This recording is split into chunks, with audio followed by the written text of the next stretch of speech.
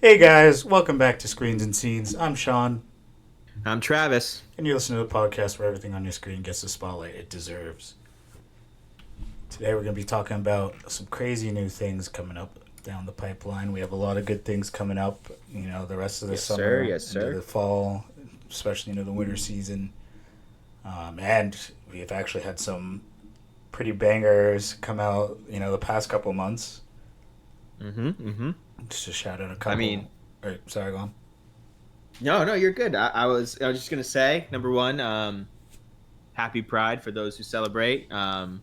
Happy Men's Mental Health Mental Month. Health Awareness Yeah. Month as well. And shout out the Knicks. The Knicks just won. Pretty big deal if you're a New Yorker. Dude, Uh, they us are Celtics fans are terrorizing that like, city. I know it's been crazy for them. So shout out that. But yeah, I mean, we do have a lot of good stuff coming. This episode, we're going to be talking about the boys' finale, Mandalorian Grogu, some Superman stuff, Masters of the Universe, um, as well as Obsession. You're going to be talking about, right, Shawn? Yes, sir. All right. Um, but before we start any of that, I just wanted to ask you, on a scale of 1 to 10, how are you doing lately? Honestly, man, the past like 2 months have just been insane, but like in a good way. So 10. I got a lot of dad board these past couple months. You know what I mean? Mm-hmm. I 10. That's awesome. yeah, I will be telling my kids about these past, like literally this year. What about you? I mean, right now, I'd definitely say I'm probably about an 8. Hmm. Can't complain. Not perfect. I don't think you're ever going to be perfect, but it's been a Yeah. really, really good past couple weeks. I've been on a medication that I'm actually finally stopping, and that medication's Hey, been low. Yeah, I know it's been ruining my life a little bit, but now I'm finally able to get off of it. that's great, And man. yeah, I know I'm really happy about that, and so I'm happy now, and I'm excited for the summer and what's going to come, Yeah. especially for movies. That's funny. It's Um, real quick. It's funny. You're getting off medication. I'm going on medication now. Yeah, you're getting that going on. Do you want to talk about it on the pod? Or? Yeah, I mean, yeah, it's no secret in my personal life, honestly. I've been suffering from migraines, like chronic migraines, for the longest time. And I finally just started prescription meds for it to, help deal with it. I'm on amitriptyline. And I mean, That's a essentially, fucking mouthful. yeah, I know it is. It's so hard to pronounce. Amitriptyline. It's Yeah. so hard to pronounce. But I mean, it's been honestly, it's been good. I've been on it for just under a month now, and at the worst of it, like it really just helps my not at the worst. It's really been good because it's been helping me get a lot better sleep lately. So Oh, that's good. yeah, yeah. That's good. Side effect, I guess. Is there any bad side effects or just?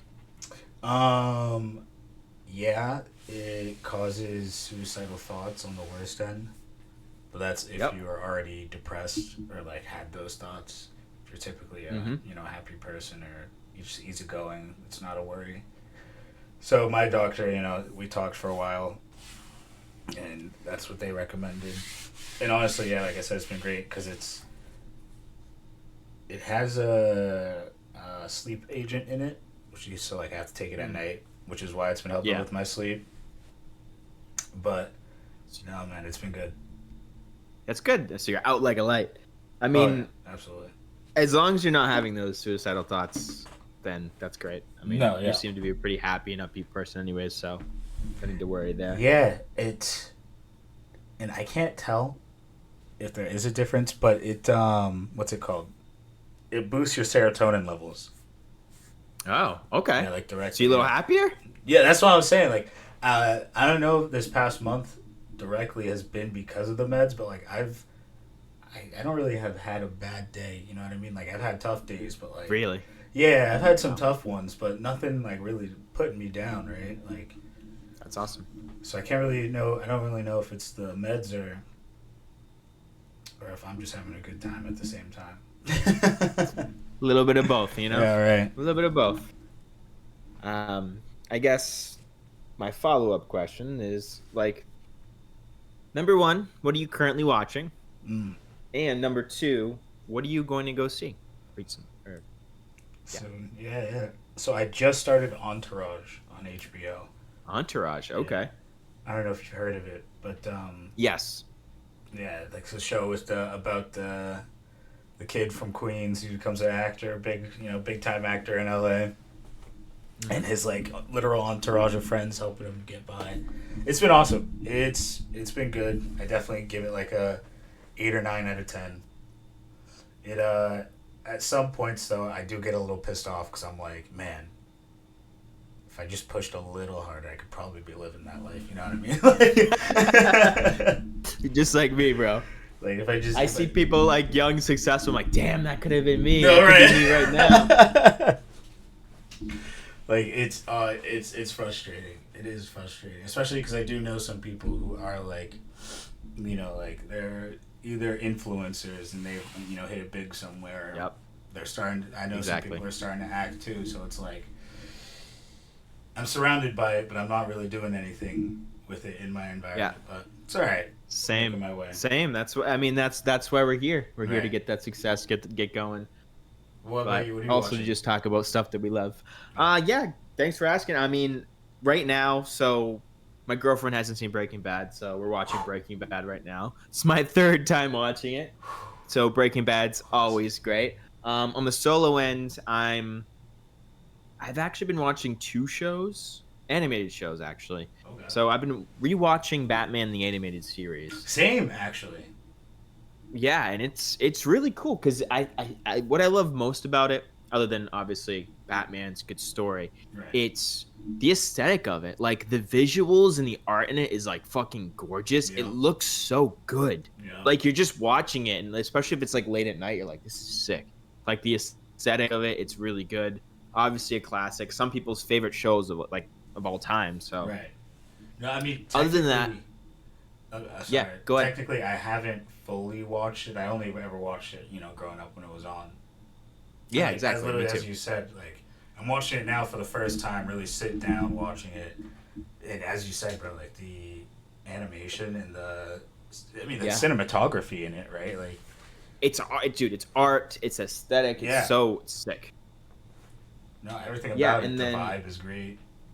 Yeah, for sure.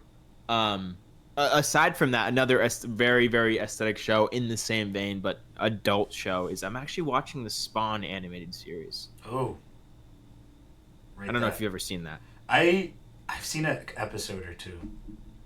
Yeah, I'm actually like watching that, and that's really, really cool. Todd McFarlane, obviously, has got his hands all over it because he's a madman, been doing everything. Right. And yeah, it's fire. Same kind of vibe as like the animated series, but obviously it's a lot more violent, a lot more adult, Right. So, but I'm also looking forward to watching probably Spider-Man Noir soon. Yep. Which have you started it yet? So I saw the first episode. Oh, okay. I liked it. I watched it when it first released, so I honestly don't remember too much. I have to rewatch it, but I definitely do like where they drop us in the story. They don't spend too much time. Like, how do I say? Like we're just thrown in the middle of it almost. Like Yeah. Ben Riley. They don't like is over-explain it. Yeah, They yeah. just toss you into it. Yeah, every character in a way is already developed, established, like in their role in the world, or in the in the show. So it's like, it's a fun time. It's definitely a good one. I do highly recommend, especially watching it in black and white. Yeah, for sure. I'm gonna be watching it probably in black and white and then later in color. Yeah. So I'll probably get to that this week. As far as that, is there anything you're gonna go see or excited to see currently? Yeah, man. This guy got me tickets to go see Odyssey with him. Special guy. Yeah, so we will be seeing the Odyssey because it's a big deal for both of us. Yeah. Come July 17th. Yeah, that. And then Supergirl. I'm excited for that to come So out. Supergirl's gonna be coming out June 26th, I believe. Yeah. So a couple weeks from now. Yeah. Wow. And, summer's I going mean- by, man. Exactly, right? It's just this year's flying by. I think probably this weekend I'm actually going to go out and see Disclosure Day, the new Steven Spielberg movie. Ooh. because I've been seeing a lot about that. Obviously, Spielberg's great. I haven't seen any reviews about it. I haven't seen anything on it, so I'm kind of trying to avoid that and just go into fresh, just Yeah. get my own opinion. Like a lot of the movies I've seen this year, I've been just doing that. But I am kind of weary on Steven Spielberg. Kind of have a hot take on him. Ooh, okay. What is it? Let's hear it. I love some early Spielberg movies, but I feel like a lot of his recent stuff haven't been The same. hitters. Really? I feel like he's a little washed up, little bit. I think he's out of touch because I feel like he had that magic when his lower budget, older, and now it's not so much. But we'll see. Maybe I'll love this movie. Maybe I'll eat my words. Now we'll see. We'll find out next week, right? Exactly. No, that's good. Are you going to see anything else? Probably Obsession. I know that you've seen it, and you're going to be doing a little review on it today. Yes. So, dude, something I've been really wanting to see, especially from your recommendation from when we talked. So, dude, so excited good. about that. Also, in other news, sorry to have a quick aside. Nope. Just remember this. Oliver Tree just died. Do you know who Oliver Tree is? Yeah, I saw that. Insane. Yes. I was just driving home and I saw something. I thought that was a hoax, but he just died in a helicopter crash. Yeah, in Rio, right? Mm-hmm. Yeah, I was same thing. I was driving home from running errands, getting ready to. I'm hosting like a little watch party for all the UFC events going on tonight, and I saw it on like World Star's Instagram page. And I was like, "Oh, this must be like an April Fool, like a late April Fool's joke or something." And I was like, "Well, no, we're like halfway through June. I don't know, right? Like this must be real." And I saw two other accounts post the same thing. I was like, "Oh, okay." Yikes. Who's in the car tonight? Switch topics. God. I can never pronounce his name. Taporia?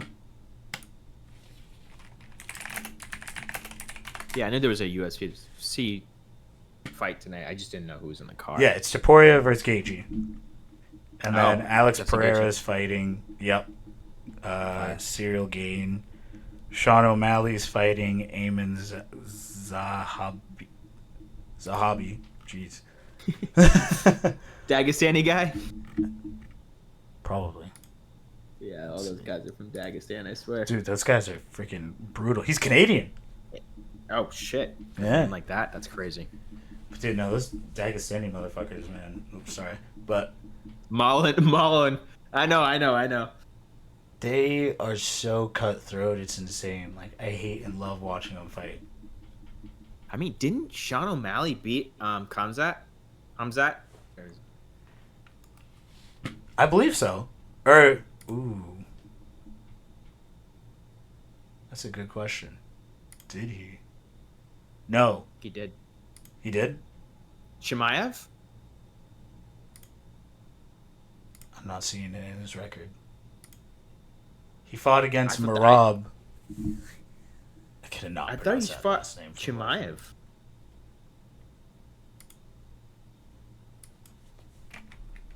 I can never pronounce his last name.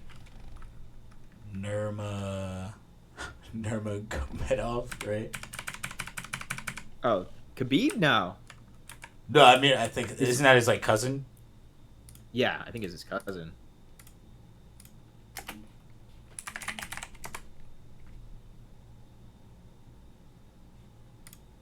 God, I can't find it. I'm sorry, not Sean O'Malley. Sean Strickland. Did I say Sean Oh, O'Malley? yeah. Strickland I'm just, yeah. so sorry. Strickland just did, I yeah, am yeah. so... No, you're good, No, you're good. they're different weight fucking classes. Yeah, I don't know yeah, why yeah. I thought O'Malley and Dude, Strickland. that Strickland fight too was. It was a great watch. I'm not gonna lie. My buddies and I were at Dave and Buster's watching it live, and great time. I mean, we had hoped to see a little bit more action from Strickland because he really just, stood and just threw jabs pretty much the entire time. Yeah, but the Dagestani guy's a fucking animal. I don't think he's lost yet till Strickland. I didn't think Strickland was gonna win that at all. So I was like actually baffled. I felt like he was gonna win. Yeah, go on. He's so dominant. Like his grappling and his striking, he's literally just beat the shit out of everyone. So for Strickland to win that, Right. it seemed kind of fishy. I was like, what? I mean, this I've is seen what the I'm gonna fight. say. Strickland, you said you haven't. I saw the fight, so I Oh, get yeah. it. But No, man, it was his takedown defense. It was just honestly the best I've seen against any of the Dagestani crew, right? Like, or against them. I don't even when McGregor fought Khabib. Like his yeah, well, defense was just terrible. obviously, I mean that was a fight too. That was like the battle of the gods, Oh yeah, the absolutely. Titan fight. That But I was don't know if insane. you That was know peak. this. Tonight's fight is going to be at the White House. Oh, of course it is. Yeah. Uh, like what are we doing here, America? What have we come to? What are we doing here? But it's all Interesting. right. Like we have a lot going on. That's cool. That's cool. Yeah, let's just kind of get into it. I mean, the elephant in the room, the piece de resistance, is the boys' finale and the boys' final season. So I'm going to ask you, Mm. what do you think of the final season of the boys? I, as a whole, I'm okay with it. I'm pretty happy with it, honestly. Like Okay. I don't see the story really ending any other way. Like I get that. everyone played their role Yep. as we were given them, back in season 1, or I forget if Kimiko was introduced in season 2 or 1. Ooh, that's a tough one. I think she was 2. Yeah. Maybe it was the end of 1. That's really tough. I honestly don't remember when she was introduced. But like everyone's role, Frenchie, being the chemist, Huey being the voice of reason, Starlight, being the powerhouses. Like everyone fit their role to the very end. Yeah. Right. I mean, yeah, that's pretty much what I think about it. What about you? Yeah, I mean, before I move on, do you want to give a rating to the final season? We'll give a rating to the final season and then the season finale, like the final episode. Yeah. So give me 1 and 2. Hit me with that. Season as a whole, I give it an 8. An 8. Wow. Wow. Okay. Yeah. No, I honestly really enjoyed the season. I'm not gonna lie. Interesting. Um, Okay. The final episode,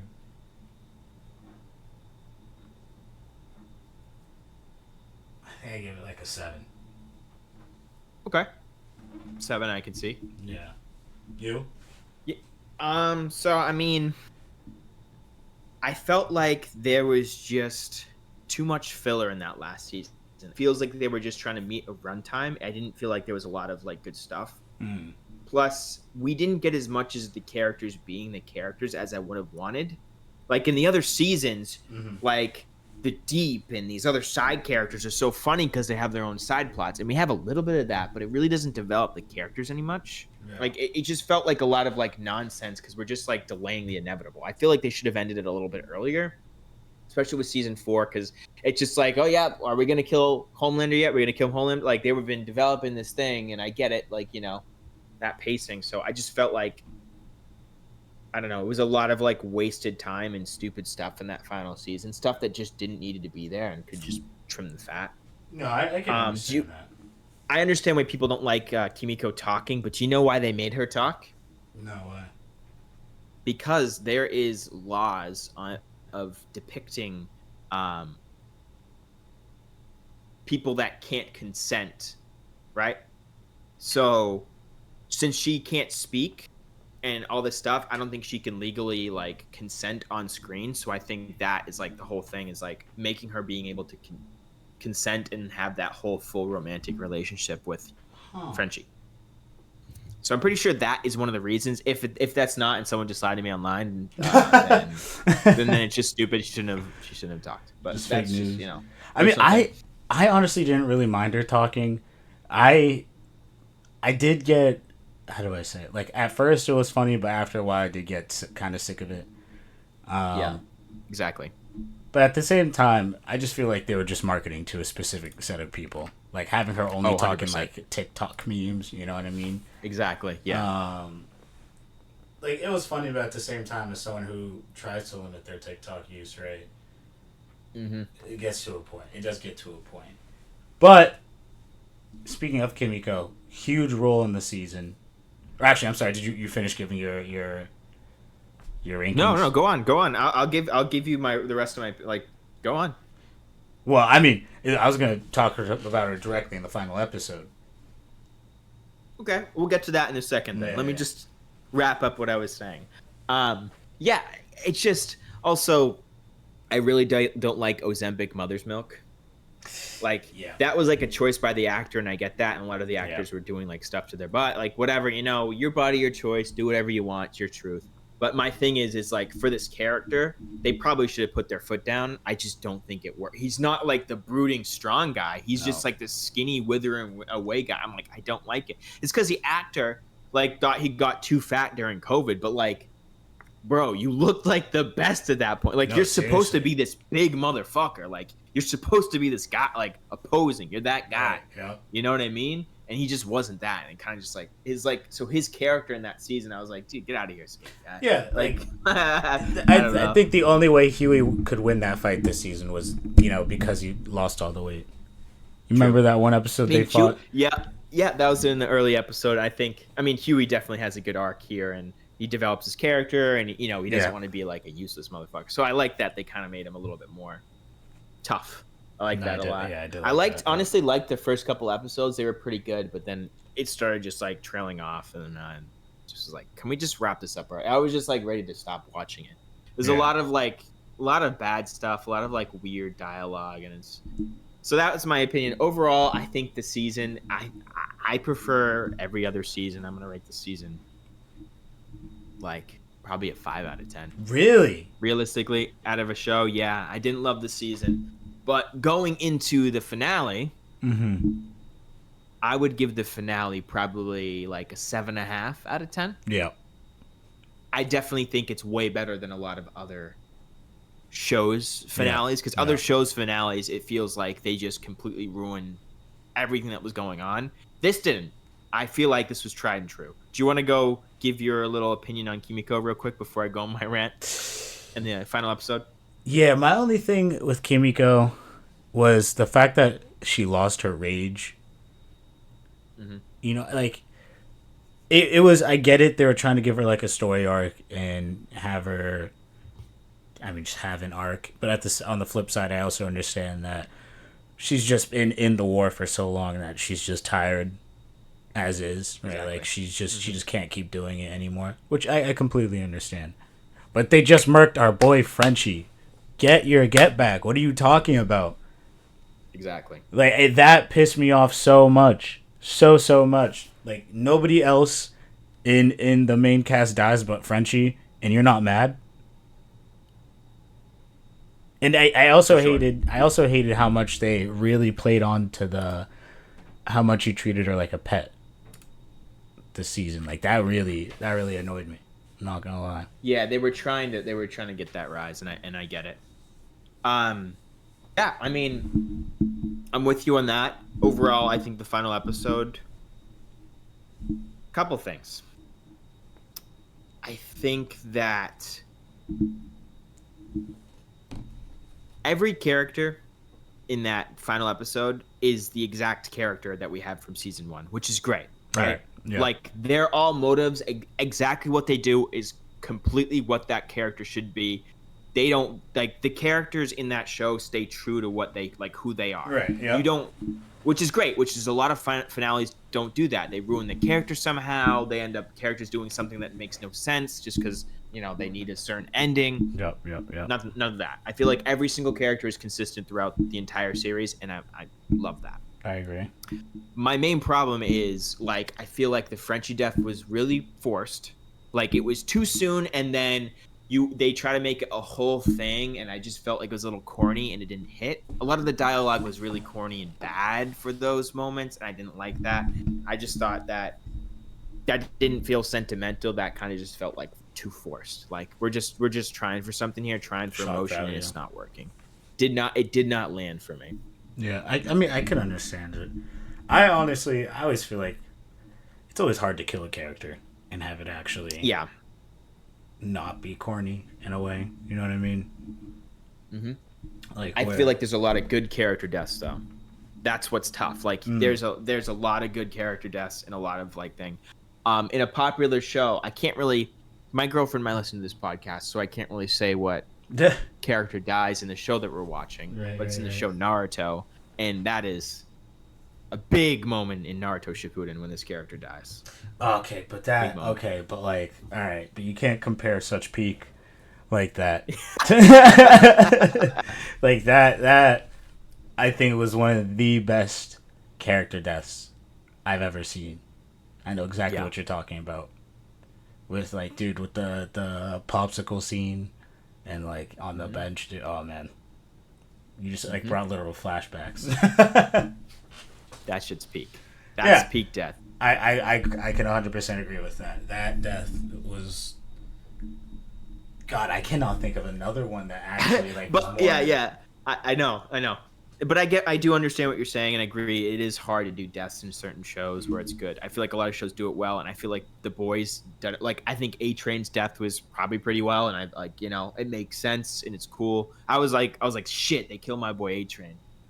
Yeah, right? But then like Frenchie, I was like, they just had such weird writing that it just like it didn't hit. But it just kind of came out of nowhere. Yeah, no, I kind of honestly feel the same thing about A-Train's death. Like, because it was literally I can see that too. It was the end of the first episode, right? Where like I just felt like it was kind of just more shock value. Like, all right, we're starting the season off strong, right? Like, they do. I don't think he really needed to die too, especially if his story, right, the last half a season was that he was on the run, and then they bring him back to do one heroic thing and kill him. Like, no, I'm kind of with you. He should have been a little bit more a part of the season. Yeah, do it more and then build it up. 100%. There's a lot of that, and I mean, it's just a lot of the. It's weird, right? I felt like the good part about The Boys, right, is the dialogue between characters, right, and the in-depth like lore between the characters, right. It's interesting to see certain characters like interact, even if it's not a fight. Like a lot of shows are like fight oriented. Boys always had action and fighting, and then like that added to the narrative. But the main point was the narrative, right? Yeah. It's the characters, like their just interactions. I know I keep saying interactions, but like just their overall like personas as well, like clashing. It's just like so much like layered, and I felt like the finale was missing that. Like, I felt like we're just, okay, now we're just doing an action movie. Now we just want action, which we want. We want a good Homelander fight. Like, obviously, we want, like, a good, cool ending. But, like, the cool part isn't the action. It's between the characters. And I feel like they just kind of chopped it up this season. It didn't have a nice flow to it. So it kind of, like, it ruined it. I don't know. I mean, I definitely agree with you on that. Like, yeah, 100% I agree. Especially too with like to add on to that point, how right they succeed in their mission with getting Homelander down. Yep. And then they just throw in that extra bit of Butcher versus Huey, right? Like we didn't really need that. Did it make sense for his character? Yeah. Yes, absolutely. Like I saw that, and then in my head I'm like, but yes. I think yes. This is the most Butcher and Huey thing they could have done. Right. Like that is so them. Yeah, but my one gripe with it, which I agree it was them, but to throw it so much on the nose where Huey literally goes like, "This is my Lenny moment. Like this is what you brought me around for." I'm like, no, dude, you don't say that out loud. You know exactly. Let the audience be like, yeah. You know, yeah, exactly. Let the audience make that full circle moment, right? You don't have to like throw it in my face. Because that's what made it cringy too. Yeah, exactly. Like it's little moments like that. But to still succeed and then just say fuck everything, fuck you guys, is the most Butcher thing ever. Like that is season 1. So, like that is Butcher at its purest. It's like that's correct. Ryan not going with them, correct. Huey still stepping up, still being scared, still getting his ass little handed to him. Right. It's totally Huey. Like this is like the same thing. I mean, it's all consistent. But I mean, let's talk about again, we started talking about the positives. Let's get a little more into the positives. I really liked the moment when Homelander gets depowered. I think that was perfect. Yeah, yeah, that was everything I needed. I wish though it happened. This is one of the only reasons I wish the show ended sooner was because Mm-hmm. the first couple seasons, Homelander was always scary. You know what I mean? Like every time he came on screen, you never really knew what he was gonna do. Exactly. But like the last, I'd say 2 seasons, he became like the butt of a joke, right? Like everyone Mm-hmm. knew how mentally unstable he is, how much of a child he is, and he lost that Baby, fear yeah. factor, right? But seeing like him wimp out after he's human and like beg for mercy it was great. It was definitely great. Yeah, I mean that's so him because he's never been without powers. He's just a baby on the inside. He can't process anything because all like everything on the outside of his life from his like superpowers. Everyone treats him like he's special. He doesn't Right. have to do all these like No. it's just like it's so him. The best part is like when they're fighting and then you just see like Butcher catches punch and you're like Butcher's like, no motherfucker, I can really fight. I don't think Right. you understand. You're nothing without your powers. I'm a fucking badass. And then Right. Right. fucks him up. Like that's so real. Like you just can't even hurt Butcher like in a normal sense. It's like, no, you're getting your ass literally handed to you. And that was His great. his death was brutal though. I'm not gonna lie. Yeah, it was a little nod to the comic. Everything was a nod to the comics, Yeah. obviously, because they were in the White House, just Yeah. like the comics, like the whole superhero takeover. It's a little different, but in the comics, Black Noir is actually a clone of Homelander. Right. So, like, he does most of the work, and same thing with the government, and the government's like fucking straight blasting like the White House at the same time. Yep. But Yep. so by the time that Butcher gets there, like gets to them, they're already like pretty much fucking like killed each other, and then Butcher just pops his skull open, shows his brain with a crowbar. So it was like a little nod to the comics, which I liked. No. Yeah. I mean, I liked how they did that nod to the comics. I appreciated it. Seeing it on the screen though, like I was ready for it, but I wasn't ready for it at the same time. If you know what I mean? Yeah, exactly. Like I was The not boys, ready to baby. see. Yeah, right. I was not ready to see freaking brain meat and juice all over the place. Yeah, right in front of his son too. Right in front of Right. his son. Yeah. Yeah. And shout out Ryan, dude. MVP coming in clutch. Honestly. Yeah, true. But let me ask you two things. One thing I didn't like. See your take on this. So, Mm-hmm. Sister Sage, Mm-hmm. right? I kind of didn't like how they just like didn't use her and she just fucked off. Didn't like that. I Like, right, she has this entire plan, right? She's trying to get rid of Homelander the entire time. It's right. all a part of her plan, like just trying not to die. And she's so much smarter than them. She's working with the boys. You'd think they could have just came up with like some perfect idea and some master plan, but nope. And then as soon as like they help her with Kimiko, like Kimiko takes her powers away, and she's like, "Okay, bye." What the fuck? Like, why Yeah. even have the character there in the first place? Yeah. And my other point, my number two, is why even bother giving Kimiko powers when you could have just done something with Soldier Boy the entire time? Like season 4 Soldier Boy should have just like that should have been the end of it. They should have sucked his powers out there and then have like Ryan and Butcher kill Homelander. That would have been it. I think I that would have been agree. great. I also think that would have been the better finale. I'm not gonna lie. Because it's like at the same time, like he blows up Homelander and you think he's dead and Homelander's still alive. You're like, what? Right. And then also he's still alive and you're like, dude, what are we doing? No, I agree. I agree. Yeah, overall, I'd say this season of The Boys was definitely the weakest. It's definitely my least favorite. It's got a lot of just issues with it. The finale, though, like, I feel like it could have been a lot worse. Could have been a lot better. Could have been a lot worse. I'm kind of happy with it, honestly, because we could have had like a Stranger Things kind of situation or like a Game of Thrones. So I think it just did all the characters correctly. Overall, I'm already rating this. I already rated this, but I'm gonna rate the season probably like a 5, maybe a 4 out of 10. I'd say a 5 out of 10, and then the finale I'd probably give like a 7 out of 10. As far as like finales go, I mean, it could be worse, could be better. Yeah, I mean, dude, what is Hollywood's big thing with not being able to end a good show, right? It's because they drag it on for too long. I know. You know. Oh, one other note that I kind of pissed me off too. Sorry to get back into it. What is the purpose of having a spin-off show like Gen V, right? Having 2 seasons and then completely disregarding them to use them at all in the final. Right. They were used as just like, oh yeah, these characters exist still, like they're freedom fighters in the background. Yeah, look at these characters. Look at these uber strong characters. They're right there. Anyways, we're not going to use them like an intelligent way. Like what? Like why build up Marie to be like something incredible? I'm pretty sure she brought back the dead. Like Yeah. why even?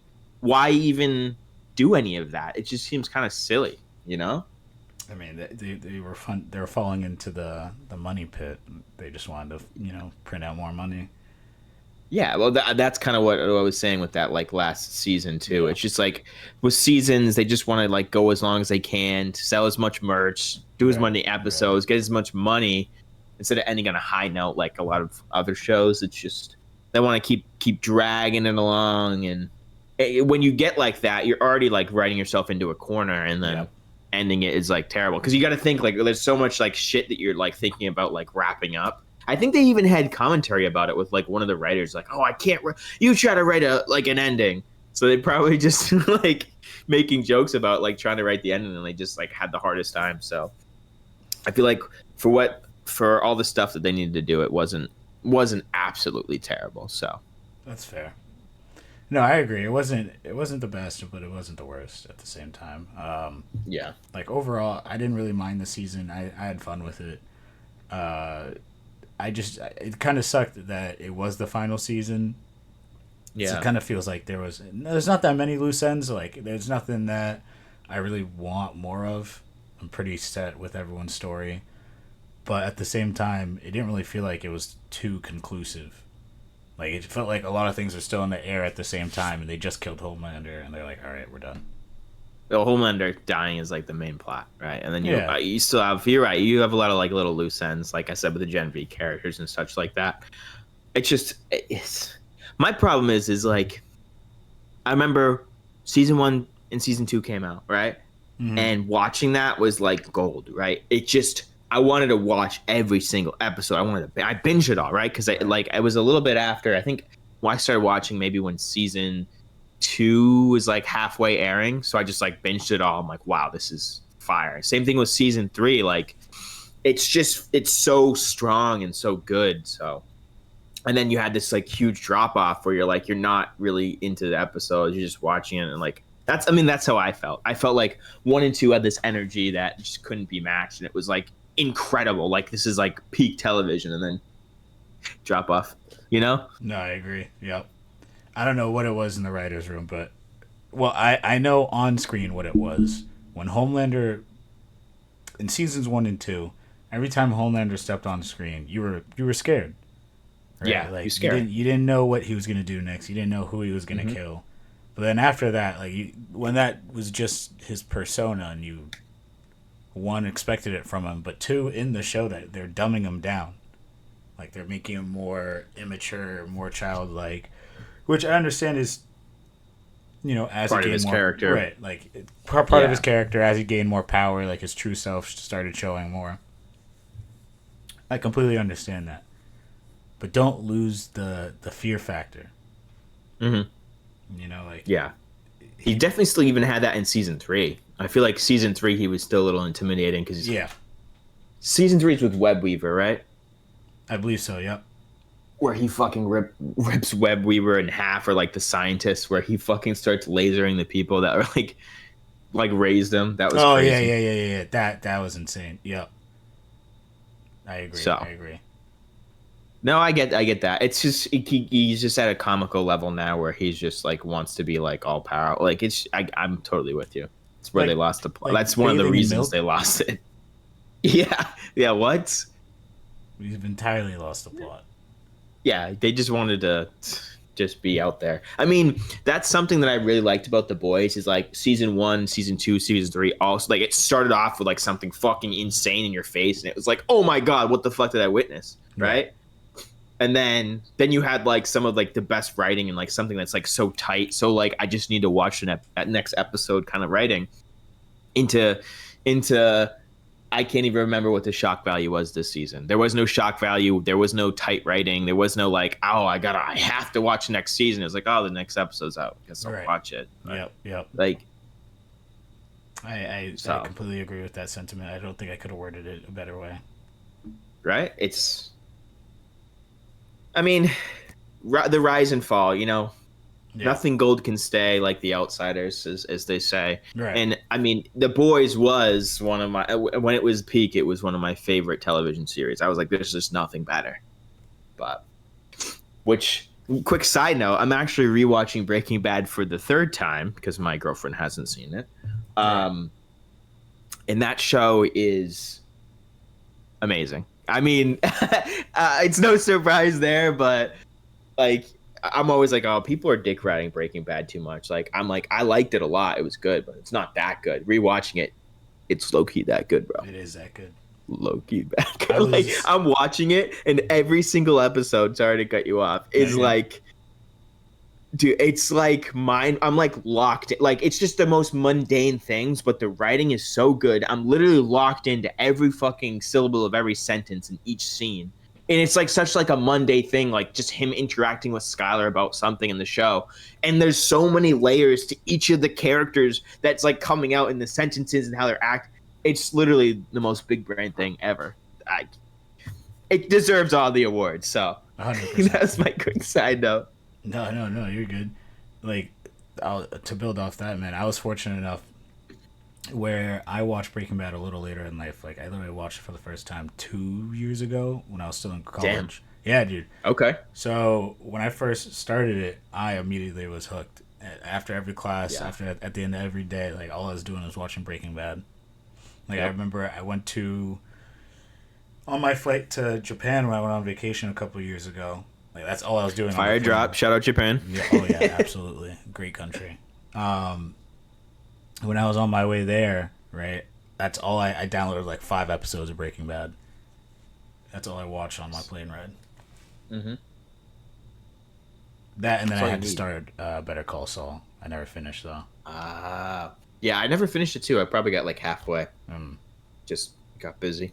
All right. But yeah, shout out Breaking Bad, all the praises. It's actually kind of insane, like watching the series back the third time around, and it's still like hooking me, and I'm like, wow, fuck.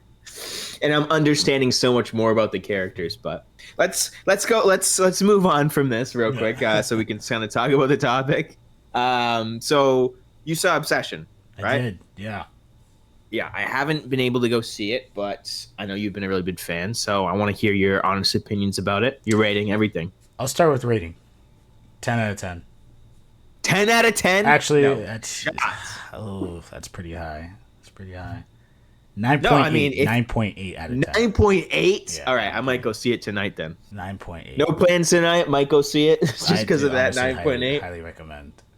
So, as a review, it is the first horror movie I've seen in a while where I was genuinely unsettled. Like, I was genuinely moved. It wasn't... this is the one thing I always tell people. It's not a scary horror movie, but it stresses you out. It makes you uncomfortable. It really makes you squeamish. It's like Uncut Gems. Yeah. Oh, absolutely. Absolutely. Like, you're on edge the entire movie. You're at the edge of your seat, like similar to Homelander, when this one character, I don't know if you know who the main. There's no real villain here, but yeah, the lady, the girlfriend. Yeah, so Nikki, exactly. It's like whenever Nikki comes on screen, it's similar to when Homelander in season 1 and 2 would come on screen. Like, you just didn't know. You're tense. You're tense. You don't know what's gonna happen. Exactly. But it's it's a horror movie, so they're gonna do the most outlandish things to get you, and they do. Yeah. But like, not only that, they have a lot of I don't know if there's a technique or rather if there's a name for it, but like jump scares, right? They're just very in your face, like on the nose. You could pretty much tell when it's coming up.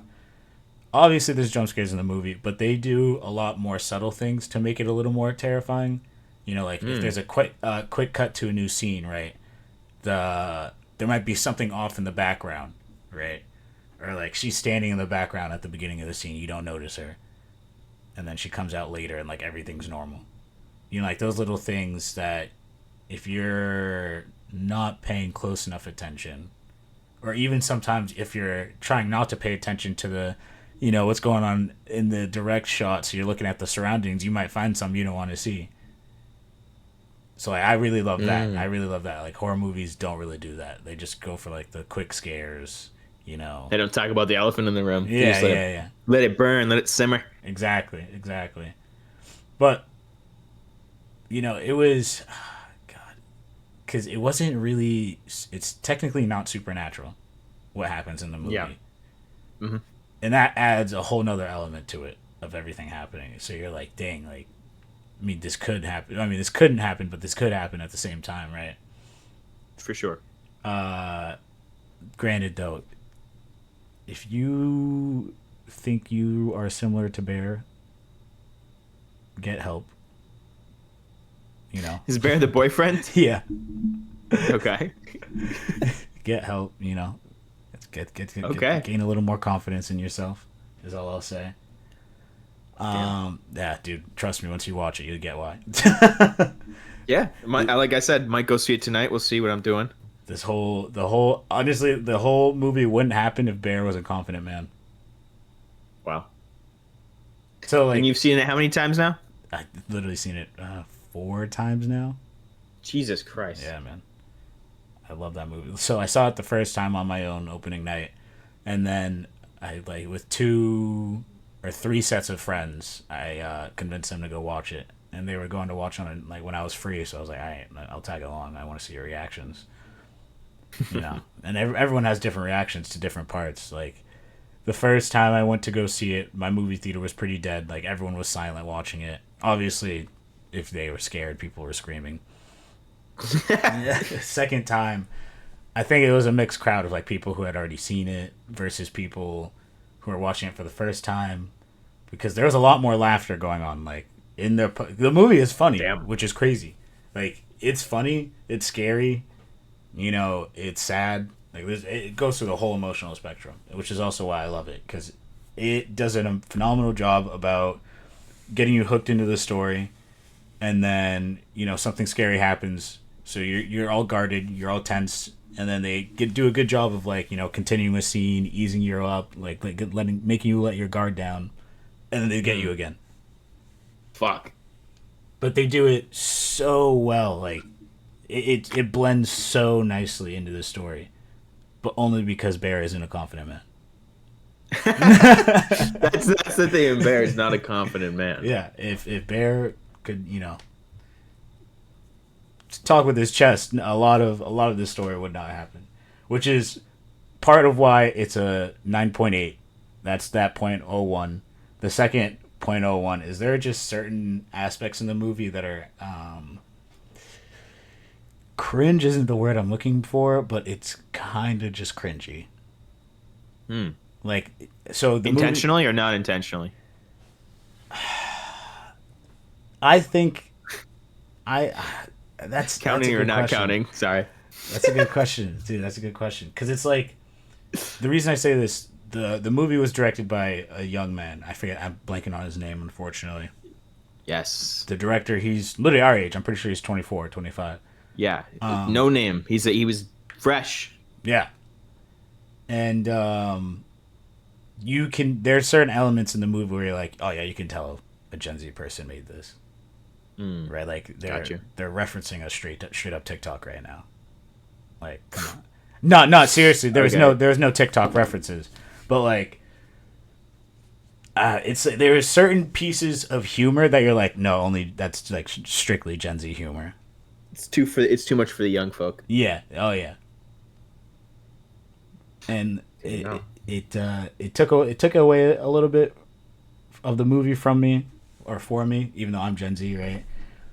But I don't know. It was just like that just wasn't as funny, or like I could have gone without that.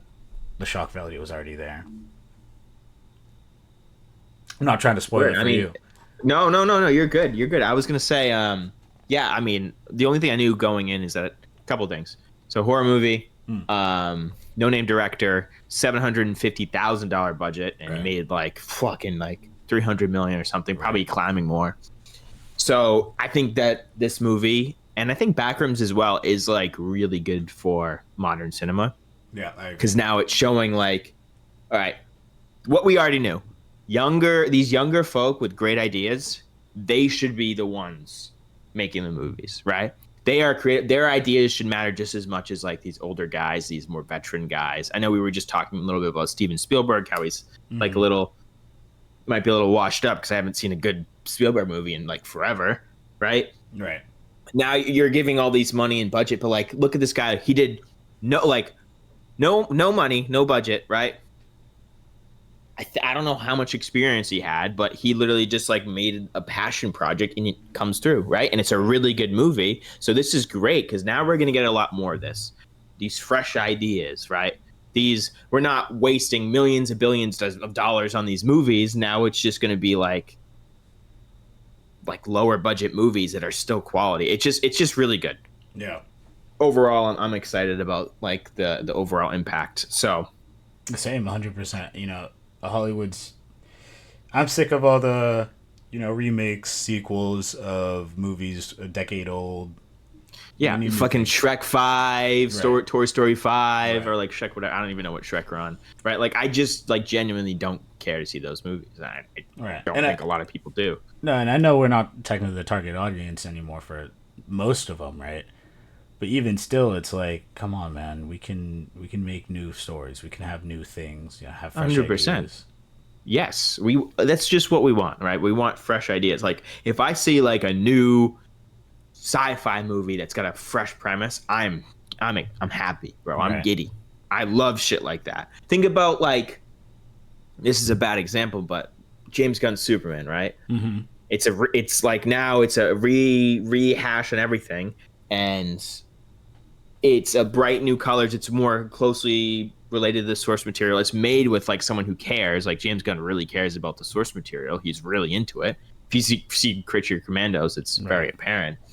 But something like that, where it's just, I mean, that one didn't do like it did good, but like not like what people thought because I think people were wary about it. But like that is a good step forward because now we're looking at something that's more itself. I don't know how else to explain it. There was another movie that came out recently. I'm just kind of drawing a blank on it, but it was a sci-fi movie, and I'm excited. I love it. But moving on. Sorry to pivot, No. but I also recently saw Mandalorian and Grogu because we're talking about sequels and stuff that's beaten, way too much money. It's stale, like made by corporations. This one kind of is that, I would say. So there's a lot of issues with the movie, and I can see why people like really don't like it. And some people like it, some people really don't like it. It's got a lot of cool references. I'm gonna talk about the positives. It's got a lot of cool references, right? It's pretty funny at certain moments. I was like, this is really endearing, really funny. I like this. This is good. Yep. Obviously, it looks fucking amazing. You have a lot of cool Star Wars, like just like different planets and places to go. So just being able to see that and be in that universe again, super, super cool. Yeah. I loved that. Obviously, everyone's performance in the movie is great. I think we see Pedro Pascal's face like once. Which is, yeah, but I get it, but I get it. But it's like, bro, they're never supposed to take their helmets off, Yeah, I mean, they do something that like kind of goes. It kind of works with it. So, Okay. All right. but yeah, like seeing like still like the fall of the Empire like after, and then you also have like the Hutts are a big part of this movie. Yeah. Different Hutts, not Jabba, but your focus is on Jabba's son and like his like brother and sister. Because they're twins. But so it was really cool to see all that. Let me kind of just get into the bad now. Yeah. Let me go into points and then I'll go into bad. Some things I wanted to say is, so Dave Filoni is the guy who like did a lot of the writing for this. He's been doing a lot of the writing for Star Wars and he usually is pretty good. So he's okay. My only main problem is he just put himself in the movie like a bunch, and I didn't like that. Really? Like cameos, yeah, like obviously he doesn't have much of roles, but you just like he's clearly like there, like right. It's just like the camera pans over, it's his face. Oh, Like the guy who like wrote the movie, I'm like, get fucked, bro, get out of my face. You see him there, you see him in another, like he's just like here and there. Like I think swings. I'm like, bro, come on. Bro's just like living his dream, bro. He's like, I wanna do what I want. It's my Right. Star Wars, you know? Right. So the self inserts were interesting.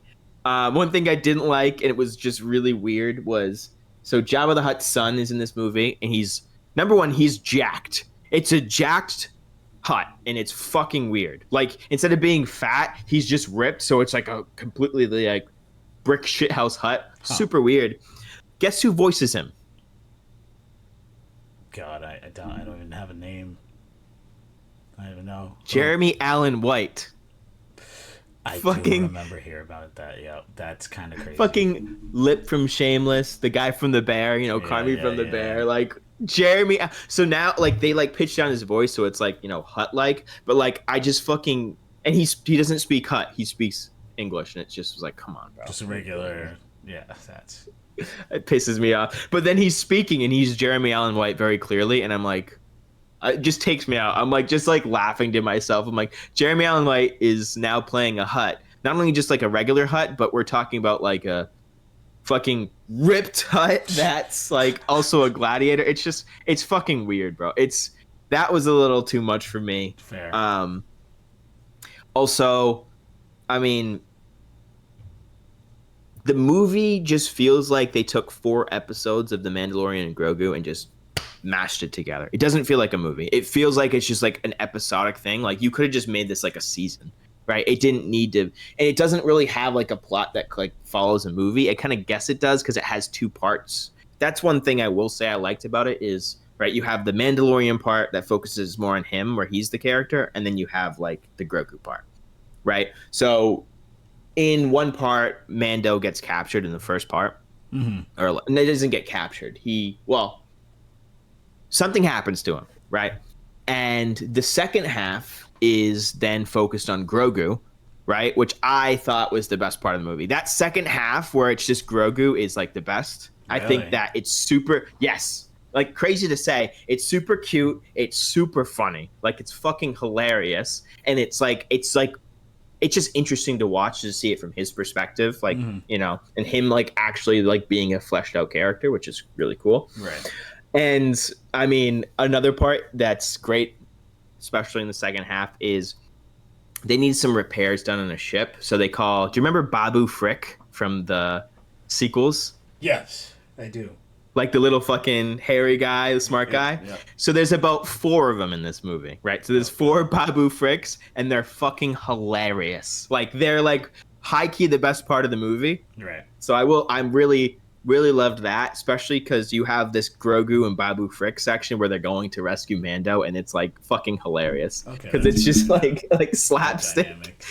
It's like hilarious because they're just like these little like idiotic cute guys just doing a bunch of shit. It's great. So I thought that part was amazing, very very endearing. Loved that part. But wrapping it up, I think overall I'd probably give it like 5.5 out of 10, 6 if I'm being generous. I'll probably go 6, generous 6. Really? Maybe 5.5. I mean, for a Star Wars project, I think it falls flat. I think it's like comparable to like the sequels, like story. Obviously, it's nothing too egregious to just ruin the lore or anything, but it's just not. I don't know. It's not as tight as I wanted it to be, especially, and it doesn't feel like Star Wars. It's not a big project, you know. Yeah. So. And, all right. There's no lightsabers too. Not just. Was there any lightsaber? I don't remember there being any lightsabers. So. Yeah, man, you can't have Star Wars without any lightsabers on the big screen. Yep. So last couple things we'll go over. So we have some Superman leaks. I don't know if you've seen them recently. I've honestly been trying to avoid them. I have been seeing them, but I've tried my hardest to avoid them. Yeah. So what I will say, It's just the costumes. Yeah. That's the only thing I'm Yeah, seeing. I yeah. haven't seen anything else, which I don't want to see, man. I might not even watch the trailer. I just want to be surprised. I want to go in Exactly. blind. Same. Like I did I see. loved Superman so much. So go ahead. Sorry. No, you go. You go. Well, I was gonna say like I loved like the suit like James Gunn's Superman so much. Like I thought that movie was like the best movie of the year. It's one of my favorite movies in recent like movies. Same. Right. I don't know if you So know this. I'm gonna I got go. the shirt, dude. Yeah, I got the shirt too.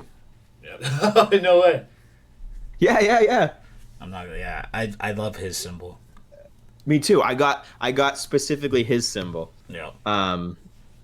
So, but we'll talk about the leaks. It's just like his costume and then Lex Luthor's costume. Have you seen these? Yeah, I did.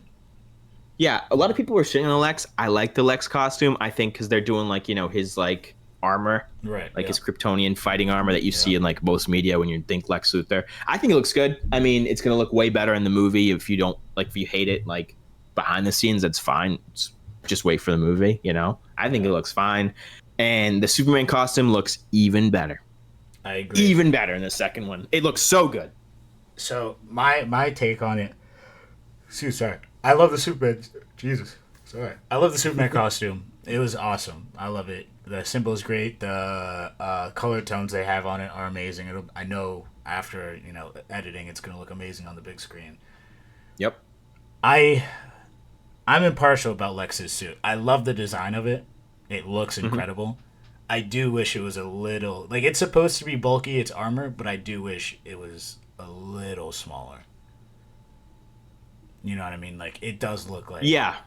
I understand, but it's supposed to be like, I mean, depending on what version you're looking for. Like if you go like Injustice version, he's like supposed to be like bigger than most people. It's supposed to be like a suit, like big mech suit, like bigger than most, like a big like hulking thing. All right. So this is like slimmed down from that even, but I get what you mean. You want it like smaller.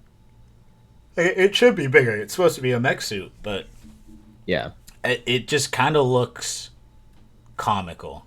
In a sense, like obviously it's a comic book movie, but it still just looks a little too movie-esque, if that makes sense. It looks a little too fake. Yeah, I mean to be devil's advocate, that's a lot of things in that for a Superman film. It's very like comic booky, very like just like fake, but like that's the charm of it, Like we don't want. We've had the real. We've had all that shit. Now we want goofy. Now we want make believe, because this is a make believe fun movie. Like we want fun. So, but I completely respect and I understand your opinion on it. Like I get that you want something a little bit more like sleeker and I would say cooler. Yeah. Yeah. Yeah. So I'm more so thinking too. They're obviously gonna fight at some point. Yes. Is it gonna be like practicality wise? How fast is he gonna be moving in that suit? Because I feel like if it's too fast, it's gonna look weird. And obviously, if it's too slow, you're like, all right, that's terrible. Yeah. But I don't know. That's just me nitpicking. I feel like that's just that's Lex's problem, Yeah. But no, yeah. I mean, Superman suit, great. You have a larger logo. You have a little bit different collar. Colors are like even better. And I mean, David Cornsweet looks even better on this one too. He's killing it. Love that guy. Yeah, no, he looked great in the suit. Low-key jealous. Right. I want the suit. Speaking of great looking stuff on screen, let's talk Masters of the Universe. You saw this movie, correct? Yes, I did. Yes, I saw it as well. I'm a pretty big He-Man fan. Like I was a He-Man fan going into it. I've watched the show on Netflix. I've seen quite a bit of the original cartoon a while ago when I was younger. Reruns. I think they had it on Cartoon Network at some point. Yep, but Boomerang, one of the two. Yeah, so I've definitely seen a little bit. I'd say let's hear what you have to say first, and then I'll go. So I mean, honestly, I wasn't really much of a fan of He-Man growing up. Not because I didn't like it. I just never watched it. Got into honestly. it. Yeah, exactly. For sure. I had fun though. I thought it was a fun movie. I didn't have any gripes or anything about it. Like I didn't think there was anything too bad. Pacing was pretty fine. Action was really good, honestly. Yep. The special effects were really good. I didn't really see any bad CGI all that much. But I feel like they also kept it like low scale. They For didn't sure. really have to go too much on. I mean, they did have to show a lot of Eternia, so it's Yeah, like, yeah, yeah, so that was a lot of CGI, but I thought it was fine. yeah. What did you think? Honestly, I went in being very skeptical because, like, I heard good things and I was like, well, we'll see for myself. Yeah. And then obviously, it's really hard to, like, I didn't really do good at the box office because, like, who you marketing to, right? It's like I guess, like a 40s to 50-year-old guys, like, thing that they watch. That's, like, Mm-hmm. the target audience. But then you market it like a kid's movie, but, like, when you watch it, it's very adult. Right. But that being said, as a fan, and if you're a fan of He-Man, you're gonna love this movie. I didn't know what to expect. I ended up like, wow, I actually really like this movie. I thought it was a lot of fun. It's Yeah. really funny. And like you said, action scenes were great. He-Man it's very He-Man. If you're a fan, it's so accurate. It's like, yeah, this makes complete sense. Like, Mm-hmm. obviously, it's taking some liberties here and there, but obviously the CGI looked good. Everyone in the movie looked good. Even, I mean, did you know Jared Leto was Skeletor? So yes and no. I was told that before the movie, and honestly, I couldn't tell during, so I Right? forgot. Could And not tell. yeah, he actually did really well. He actually did Yeah, really and good. usually Jared Leto's in a movie, kiss of death. Movie sucks. Right. It's fucking garbage. Yep. Jared Leto. They blame Jared Leto. Not the case with this movie. You didn't. It's obviously it's not anything Jared Leto, and I loved that. I think even Jared Leto, hate to say, he did a great job with Skeletor. I like Yep. Skeletor's character. I liked all the characters in the movie. They're so good. And yeah, you have that. Like I was saying, it's like it's marketed like kind of like kiddish because you want to sell toys, but Right. like people that are buying the toys are also like adults. But the entire movie, it's very actionary. It's got a lot of dirty jokes. Did you pick up on that? Yes, I did, and it was like hilarious. It like was great. Fisto. He's Yeah, like, yeah, yeah. I fist people, and they were like, yo, pause. They're like, hey, yo, what you talking? It was great. I mean, yeah, I love like my favorite parts was obviously the action sequences and everything. I was afraid they were going to spend too much time in the real world. They didn't. So happy they didn't do that. I don't want to see the real world aspect of it, of him being goofy. Which even still, when he was in it, it was really funny. He was trying to Right. find his sword, and they're like, "This guy's fucking cooked." Yeah. But we're watching it. I think so. It's the first kind of Skeletor fight. So he's like, obviously he's got the sword. He's like, it's not Castle Grayskull. I think it's a different castle Yeah. that he's in. It's like the Snake Castle. Either way, he's fucking up a bunch of like bad guys, right? He's just like whooping ass, fighting, like Right. he's Right. getting knocked down, and then he like bursts back up, and he Yeah. does like some cool shit, and he's fighting everyone, he's fucking everyone up. I just go to my girlfriend after it's done. I'm like, yeah, you see that? That's the male fantasy right there. Right. That scene is like something that if I was like 8 years old, 10 years old, I'm like picturing myself doing in my head, right? Right. To a Right. bunch of bad guys. You Yeah. know what I mean? It's so badass, like fucking fighting multiple guys, throwing them around, using your sword. Sword gets knocked out of your hand, so now you're crushing guys with your fists. Yeah. Then they're all topping on top, like they're all on top of you, and then you burst out of them. Then you're grabbing guys, throwing them against. You know what I mean? It's Yeah. like, so like as a guy, fuck, that movie is like, it's so good. You know what I mean? You're like, yeah, fuck yeah, this is the shit I dream about. Yeah. Yeah. But yeah, No, that man, it was movie good. was, yeah, for sure. I mean, Travis Knight's the director, so namesake, shout out. The one thing he did say about the movie is like he's a He-Man fan. This was made for He-Man fans, Mm-hmm. but this movie was like sincere. It's not supposed to be like a cash grab. It's not Yeah. supposed to be like a sequel, but it's nothing, and that really shows. The movie is very sincere, and it's supposed to be just He-Man, and that's exactly what it is. Yeah. No, I didn't. I didn't really get any like from a non He-Man fan or enthusiast rather. I didn't get any like studio feeling of it, or as you said, like cash grab feel. Like it really just felt Mm-hmm. like this. This was a movie that I honestly, in a couple months' time, I'm assuming it's going to be being, played on Cartoon Network for kids or like Nickelodeon, whichever. Maybe there's a lot of swearing in it. Surprisingly, That is fair. alcoholism, That is and also true. we'll see. I think this movie is gonna do really well on like the secondhand market. So Yeah. like on your because it's an Amazon Prime movie. So on Amazon Prime, I think it's gonna do fucking crazy numbers. Like I Right. think it's gonna have like a huge resurgence of like the people that didn't see it. Like, oh, just wait, they're gonna watch it. Like this movie's awesome. So it's like some of those movies that didn't do well the first time around, really good the second time around. Cult classic. I'm calling it right now. Cult classic. People are gonna love that movie. You can remember that movie. Oh yeah, what's your rating out of 10? Yeah, I was just about to ask you the same thing. I give it a 7, 8. I'm with you. Yeah. Just because like it was good, but I mean it wasn't even that long of a movie, honestly. But for the beginning part, kind of was not dragged on because I think it was literally the perfect amount of length. But my one gripe was like he felt like too much of a kid in the beginning. Yeah. Like before he got the powers, it was just like, all right, I understand you're trying to find your sword, but it kind of feels like you also haven't really acclimated to being on Earth. Yep. You know what I mean? Well, yeah.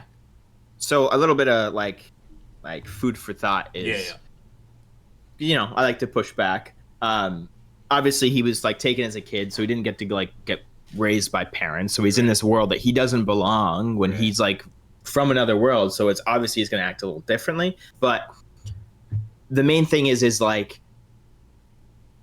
in the cartoon, Adam of Eternia is like that. He's kind of like not a wuss, but he's like, he's like a weak, like you don't really like respect him. He's like a whatever guy. And then once he wields the sword of power, the power sword, whatever you want to call it, then he becomes, He-Man. He becomes something great. So they did a really good job of depicting like just like Adam, like before the sword.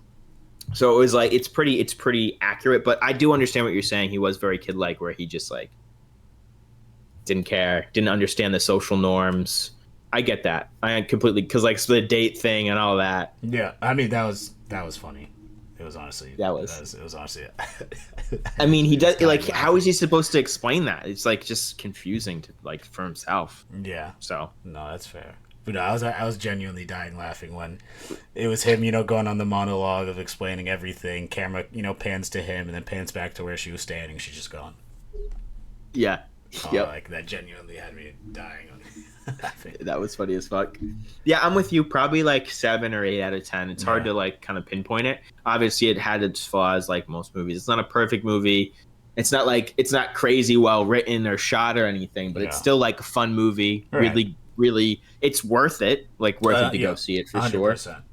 Like I find a lot of novelty in it, especially if you're a He-Man fan. You're gonna adore this movie. It's very, very genuine. But yeah, there's only so much you can do with the source material because He-Man is a cartoon that's based off toys. They released the toys and then the cartoon after to sell the toys. So like they just made the toys and then like kind of just figured it out. So there's only so much you can do with the story. Right. I mean, it's a similar case with Transformers, right? Like they kill Transformers when they stopped wanting to make their toys. Yeah. Side note, like, did you have any of the toys from like the Michael Bay films, like the early ones, like the first and second one? Yeah, I believe so. It's hard to remember. I had a lot of them. For some reason, the toys for the first and second Transformers movies at the time, like what, 2007 to probably 2010? Yeah.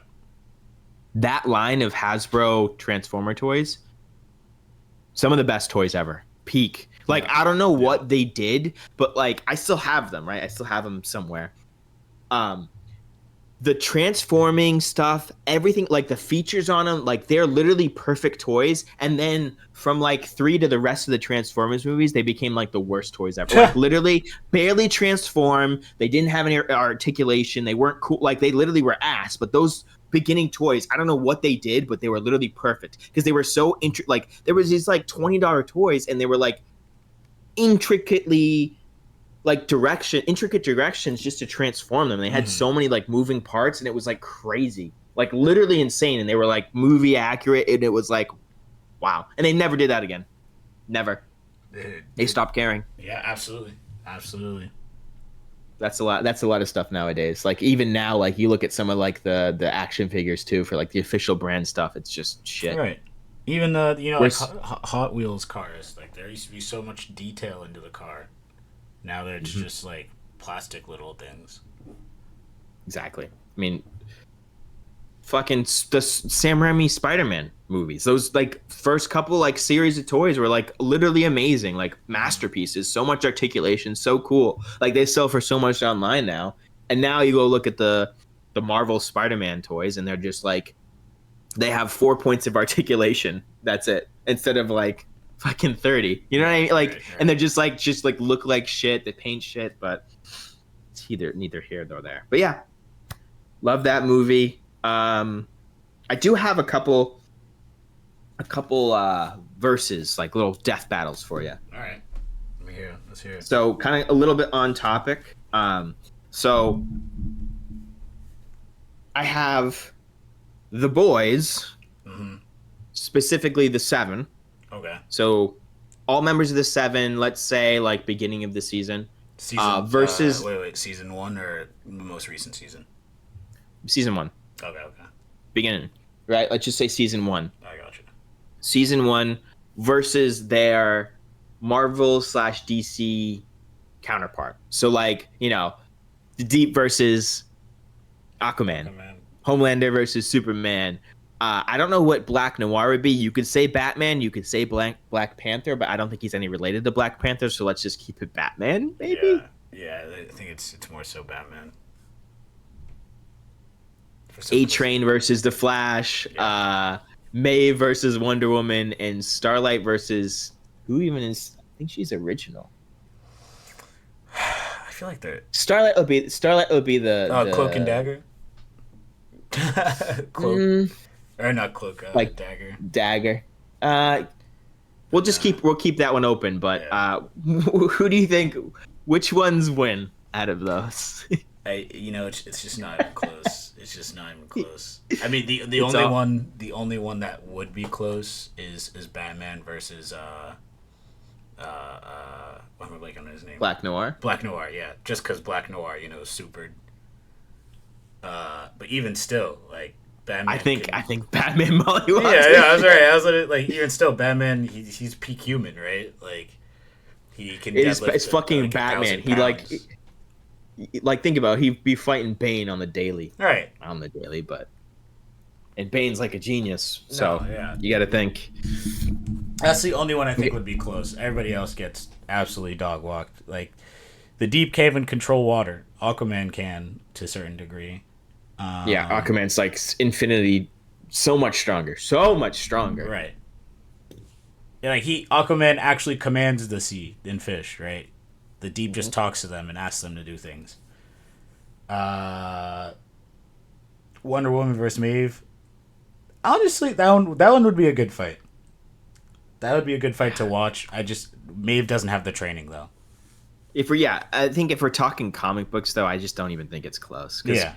Wonder Woman's on Superman's level, right? And Maeve isn't even really on Homelander's level. So I think she just gets fucking like two tapped by Wonder Woman. I just don't think they just never face someone. Same thing like Homelander. Homelander is such like a weak version of every iteration. He's like the weakest version of like a Superman knockoff. You know what I mean? Yep. He's like so like low tier that he just gets shit on. Like Superman he'll probably be nice to him, but then maybe he like Homelander will say some fucked up shit and Superman goes, I'm gonna need to kill you now. Right. And then just like puts a hole in his chest and is like, goodbye. I honestly think it'd be a better fight of Omni-Man versus Homelander. It would be a better fight. Omni-Man still fucking spanks his ass. Do you think so? Mm-hmm. He doesn't have lasers. Doesn't matter. Doesn't matter, bro. Those lasers aren't piercing that Viltrumite skin. They're so fucking durable. Unless they get blasted with shit all the time and just block it. True. They fight so much stronger. Like, think about how vicious the fucking Viltrumites are. I just don't think Homelander can even withstand a punch. Because he can, like, get hurt by normal soups. He can't even withstand a punch from a Viltrumite, bro. Especially a full-grown one. I think I think fucking Oliver is just wiping the floor with Homelander. Really? Yeah. I say really as it, and then I think All about it like like yeah. I think most people in the Invincible universe are just doing him dirty. I think fucking Monster Girl is whooping his ass. Yeah. No, she would. The moment she gets a hold of that cape, she's You she's know gonna what? I Hulk think he smash him might around. have. Yeah, he might have something under explode, but you can make an argument there too. Nah, I don't think he's winning still. But let's talk. So Starlight's the interesting one. We have to find a good matchup for her. I didn't really have a matchup for her I don't. because she's kind of like an original character. Let's just say Starlight versus Starfire, Teen Titans. God, that's. I think Starfire takes the cake on that one. For the sole I don't know. reason that Starlight's powers are too, like her charge up takes too much time. True. She's I not just don't as know mobile. too much of Starfire's like feats like in the comics, so I can't really put my finger on it. Yeah. Like I can't really like tell you how powerful she is. I know her powers, and that's probably it. Yeah. That being said, they are very similar. I mean, she could blind her, and I think they could probably go blow for blow. But I think in the end, I think she's just like Starfire is a little bit more powerful, so I think she takes that too. No, yeah, 100%. I mean, my thing too is if they started going like beam for beam, I feel like Starlight's losing. Yeah, she does need to charge. She has like that little. Right. Mm-hmm. And then how many times has she been charging up and then just loses to someone's words? True. Like I hate. True. Oh my god! I hate, that was actually such a big thing that pissed me off in The Boys. Is that season 1 Starlight? They're making her to be some like real power for soup, right? And then about 80% of her fights end in her starting to charge up, and then someone going like, "Hey man, you ain't gonna do nothing with that," and then she just stops. Literally. Yeah, it's so stupid. Like even when she learns how to fly, like okay, shit, she can maybe fight some Homelander now. She can blind them. She can like these can like her blasts are strong, and then they just kind of like drop it off. Like, we changed our minds. Yeah, Never mind. but I mean, it's the same problem with the Flash. Like every story you have with the Flash, you could technically end it in the first like minute. Yeah, if the Flash was realistic, Yeah, just be everything would be over. All right. Next one is actually something I sent you recently on the socials, and I kind of wanted to talk about it because I thought it'd be funny. It's who would win in a fight if Master Roshi and Madara Uchiha both had basically had no powers, no ki, and were on the exact same strength level, power level. I mean, I don't think this is close, but what do you think? No, I said Roshi. Roshi takes the cake on that. Yeah, I'm 150% confident Roshi is whooping that guy's ass. Yeah. Because, they're on the same strength, right? So this is a battle of technique. And we're talking technique. People be just forgetting that Dragon Ball is a martial arts show in the first place. No, seriously. Right? Yeah. Roshi's about like 400 years old. He's been training for like 350 years of martial arts, like, and training like fighting the best people in the world, right? And he's going blow for blow with people that are way stronger with him. Yep. Just based off technique, right? So he's got technique for days. He can whoop ass. Doesn't matter about fucking anyone. Like, I'm pretty sure he was actually like keeping up with Jiren. I mean, I'm not too privy on Super. That is true. So like that's based off technique alone. Madara Uchiha, I mean, he's a ninja, so he's going to have some fighting ability. But Naruto ninjas aren't really, like, they're good fighters, but they don't train fighting like that. Oh. They just, like, fight each other and learn. They're not, like, techniques where, like, this guy's been training techniques for so long, so he's already clocked that. Well, I mean, like, Madara's, sorry to jump in, Madara's biggest weakness was taijutsu, which is literally just straight up hands, right? Like, yep. Shout out my guy. Right. Big shout out. And it's like, if they're at equal footing, and that's what it's really going to come down to, is just the hand-to-hand combat. And as you're saying, Roshi has him. He just takes the cake on that. Literally. I mean, plus you got to think, let's say, no, not even let's say, this is fact, right? Madara, from when he got his Sharingan, has never not fought with the Sharingan, Yeah. right? So he can read moves. He's using that. He's slightly faster. He uses all of his abilities to fight. His techniques rely on his abilities. That's always what happens, right? So he Yep. just doesn't have that straight, like, great, like, fighting ability. Granted, we see him, like, obviously he's super strong, but he fights all those ninjas like himself and just like straight hands, right? But like Mm-hmm. he's also that fast and that strong. You're talking about Master Roshi, who also is that fast and that strong. He's just gonna like just violate. He's just gonna violate Mother. I don't know. I just don't even think it's close. And like that people are actually like debating it. It's wild to me. I just don't think like he's just gonna like block every hit, like hit him with the craziest combinations. It's gonna be over very quick, very very quick. I agree. Like he All knows right. too many techniques. Yeah, it's literally he's just an actual fighter. Last one is always a fun one, and I want to hear your opinion on this. This might take a little bit. I'm just gonna let you cook here. We have Batman versus Iron Man. Damn.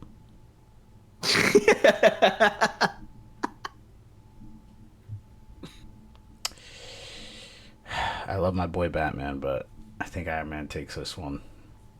You think so? Okay. Yeah, as much as I love Batman. But here's the thing: with prep time, Batman wins. But no prep time. I said, say with they both have prep time. Batman clears. With prep time, Batman wins. You think if they both had time to prepare and like learn about each other, Batman wins that? Yep. Hmm. The only Interesting. reason, the only thing I'd give it to Tony is I forget the name of it, but his iron. I think it's called the Iron Legion, when he just unleashes all the suits at once, and that's like he'll literally just unleash an army of Iron Man suits on you. Yeah. That Let's talk. yeah. Let's. Sorry to cut you off. Let's talk comics, and then we can do movies. Like movie Batman, movie Iron Man, and then comic. We'll do comics first. If you're are you talking comics now? Yeah. Okay, yeah, good. Go. Pop off. Sorry. No, you're good. Because I mean, Batman has crazy feats.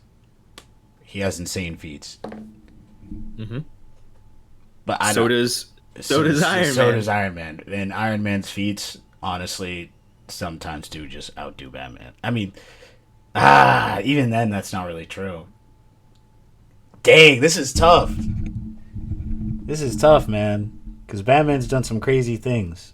And that's why I say, like, with prep time, I always think Batman will win.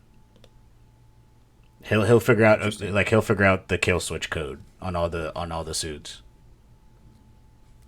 You know what I mean? Okay. But You think that Iron Man's strictly going to rely on a suit like number one, a suit like that, and then suits in general? Like he's got a lot of stuff at his disposal. yeah, but so does Batman. I know. Who's richer? No, No, right, right now. yeah, no, seriously, a band. I mean, that's what it comes down to too. Is like how much money can they put into their resources? Yeah. So I'm not too privy about a lot of Iron Man armors, but I know there's one that I see all the time. It's a silver one, and it shows his face and his hair. His eyes are lit up. It's silver, and this armor is supposed to be like the strongest armor ever, right? And it's not. It's not like a robot. It's like nanobots, right? So it's like it's a living armor. So it's part of him, and this can like do something like a bunch of crazy shit, like blow for blow with the strongest Marvel people. Yeah, I know. If I knew more I know about exactly, it. I know exactly what you're talking about. Yeah. The one thing about that is like that's not mainline Tony. That's a different version of him where like he's low key a little evil. He gives Daredevil his sight back, and he's like, if you don't work for me, I'm gonna take it away. And Daredevil's like, no, you're corrupt. So he took it away. Damn. I mean, there's a little more to that story, but But I think he does use a lot of nanobots that aren't Yep. directly like Yep. electricity, aren't like so Batman's got to figure that out and how he does I mean, that. but here's the thing: if we're going off full arsenals like iterations, there's the Hellbat suit, where every Justice League member put energy into it. So like Superman he forged it in the sun for like 10 days. Wonder Woman had Themyscira bless it with magic, and it's fueled by the Speed Force. You know, Barry brought the suit into the Speed Force to power it up, like give it energy. Cyborg, like it's a whole bunch of things where that suit would be the answer. That would protect Bruce Wayne like no tomorrow. Like that suit, you know, that helps Bruce Wayne go toe to toe with Kryptonians. Yeah, I mean, I think Iron Man also has a couple armors like that. I think there's something called the Thor Buster that's like literally broken, and then there's also like a what's the Marvel term for it? There's like a cosmic level Iron Man armor that's like enormous, and then like just like has like all these cosmic abilities, and that's like probably the thing. But we'll scrape all that aside. Let's just think of like what they basics, would like prepare. Basics. You know what I mean? Like, because you have I think Iron Man now, like mainline Iron Man's using nanobots for his technology, just like MCU. You know what I mean? And you got to think he's just as smart, if not smarter, because he's put so many fucking people in their place. It's actually crazy. Like, it's kind of insane. But something I give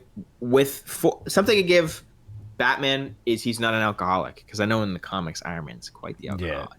Yeah. So I don't know. I'd say he wasn't an alcoholic for that. All right, final. You just tell me what you think. Let's go. No prep time and prep time. No prep time. I think Iron Man wins. With prep time, I think Batman wins. Like Batman is like what people don't realize about Batman. He doesn't typically win his first fight. Like he's always he's a second round fighter. Iron Man. Shout out Bane breaking his fucking back. Right. Exactly. Iron Man, I feel like more often than not, he's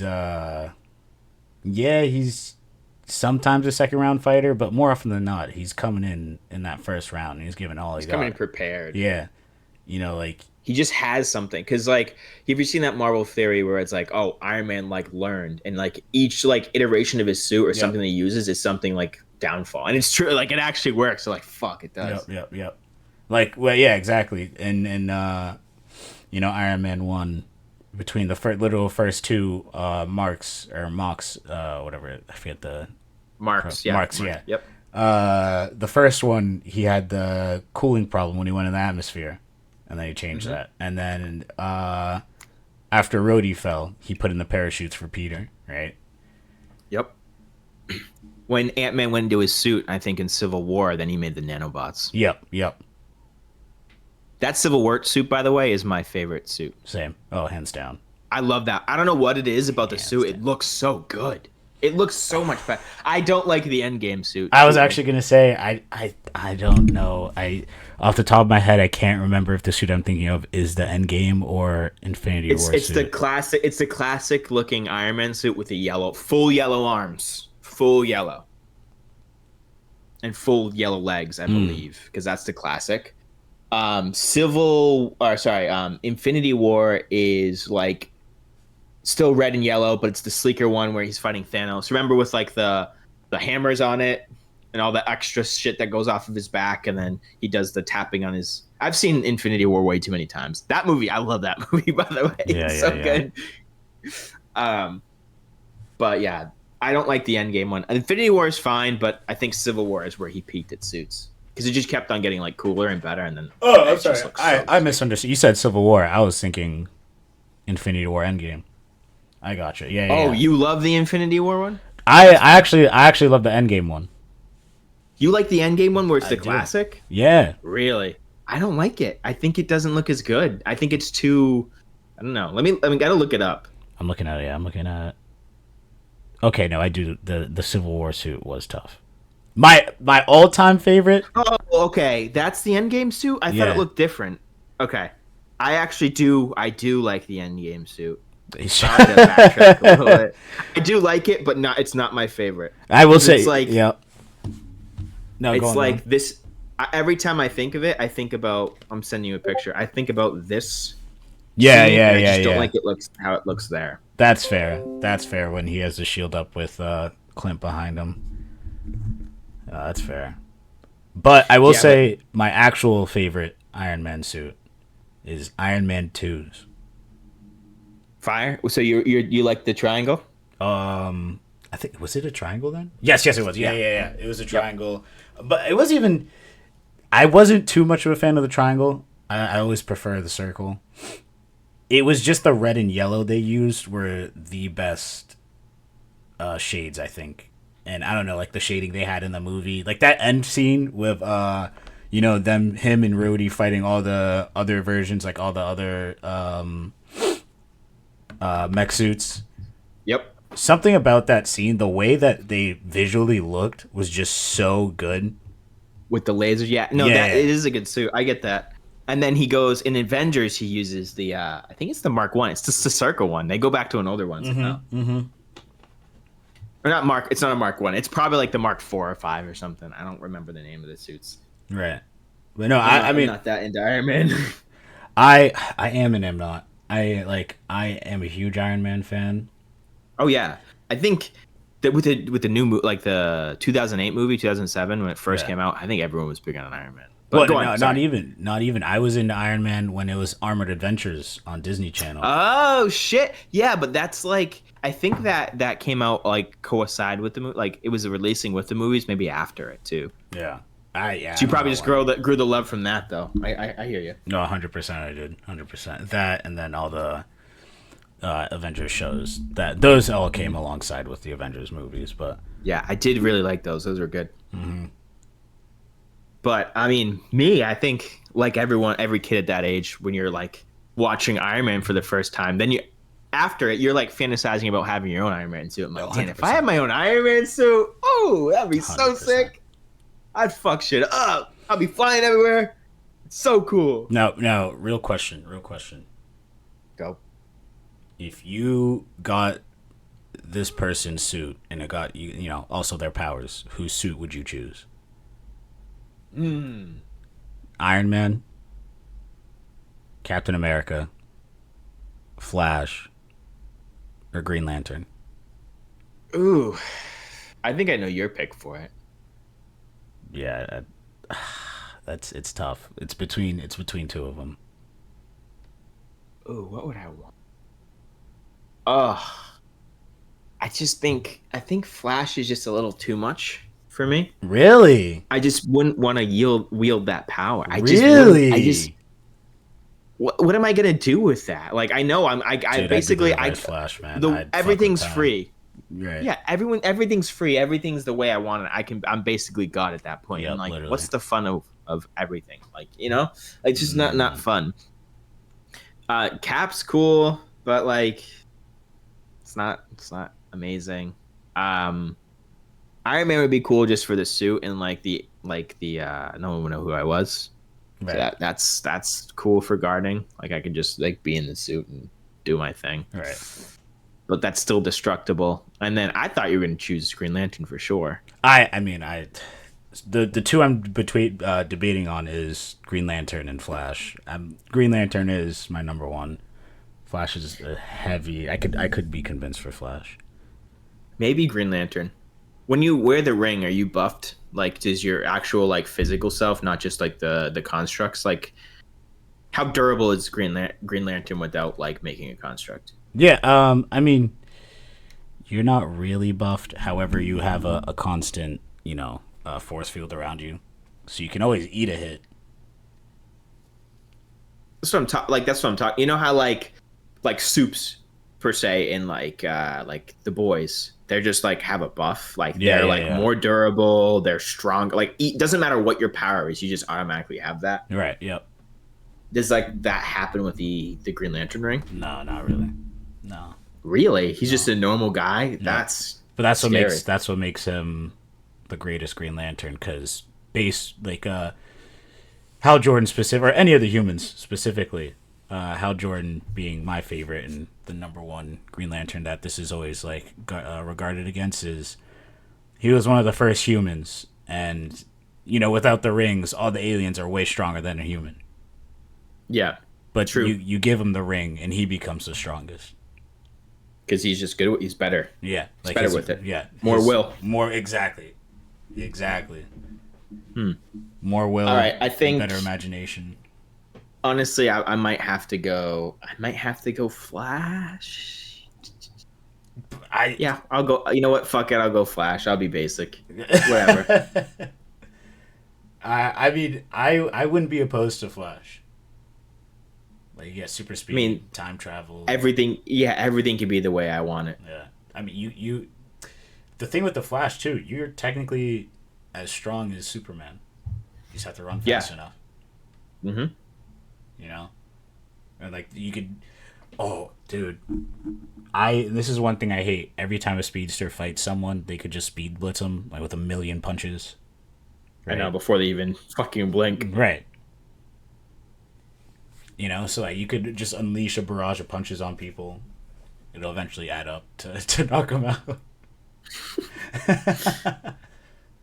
Yeah. So that. Oh, sorry. Final thoughts for that Iron Man, Batman. We should go back to that real quick. Yeah. We kind of went on a little tangent. About that suit from Civil War though, I also really like how he puts it on because that's when he's in the he's in the helicopter, I believe, and he just sticks his finger and that was sick. Yeah, that was one of the best suit transforms I saw. Just get shot out of it. They're sick. But now, so I also think Batman with prep time will beat comic book Iron Man with prep time. Iron Man's very formidable, but I think Batman does have. I think Batman's he's fought stronger foes. I think you're right there. I think agree. He's. I mean, like going toe to toe with some of these heavy hitters or just being in the same room with them is kind of crazy. So you have to kind of put his respect in his name. No shade to Iron Man because he's done the same thing, like Thanos and all these cosmic people. So he is there, but he's also doing it in a suit. And I think Batman doesn't always have a suit. Right. So low key, yeah. Yeah. Now let's talk. Let's just do a quick. We'll do a quick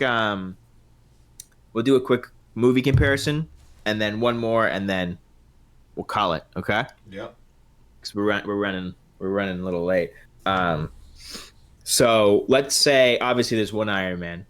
Shout out the boy. So we'll do Iron Man MCU versus. Ooh. Which Batman should I pick? There's only really two that I think are contenders here. So obviously going to be Batfleck and Christian Bale. Fair. All right, let's just do Bale. Bale versus MCU. Damn. Damn.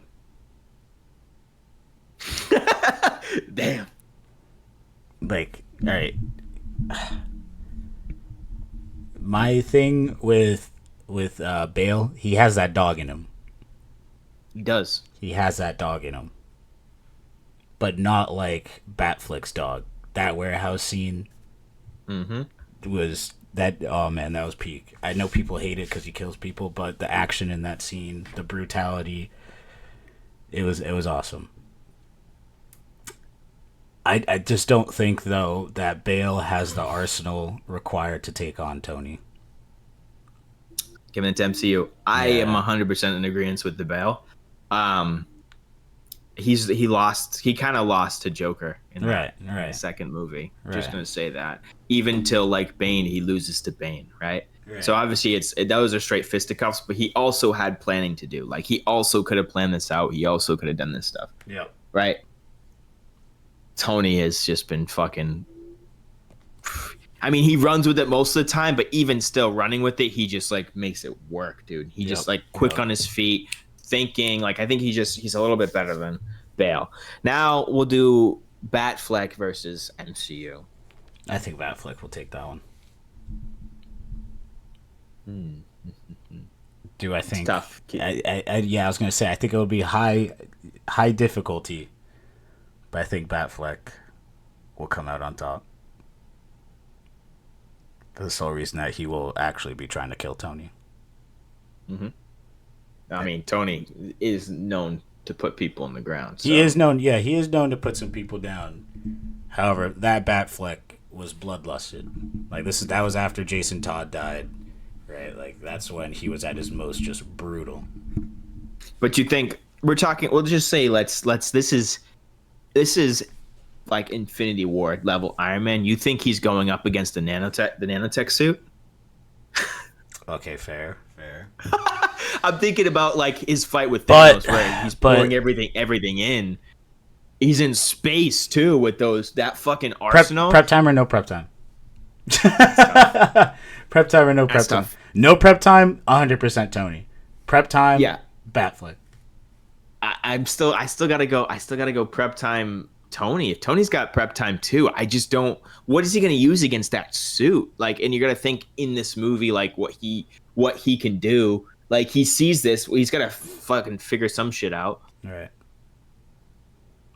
And like you gotta think about Tony's prep time in the MCU. He built the Hulkbuster.